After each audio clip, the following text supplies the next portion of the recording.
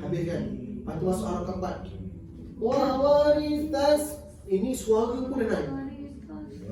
Ki suara pun dah naik. Sebab tu saya cakap bila belajar taranum tu kena mula pada paling rendah. Kalau mula pada tinggi mampu nanti hujung tu. Wa waritha Sulaimanu Daud. Straight je. Boleh nak letak bunga-bunga tapi payah pula. Kena satu-satu dulu. Wa waritha Sulaiman. Michael jangan sikit Wa waritha Sulaimanu Daud. Tu dia. Habis. Sulaiman. Belajar. Wa waritha Sulaimanu Daud.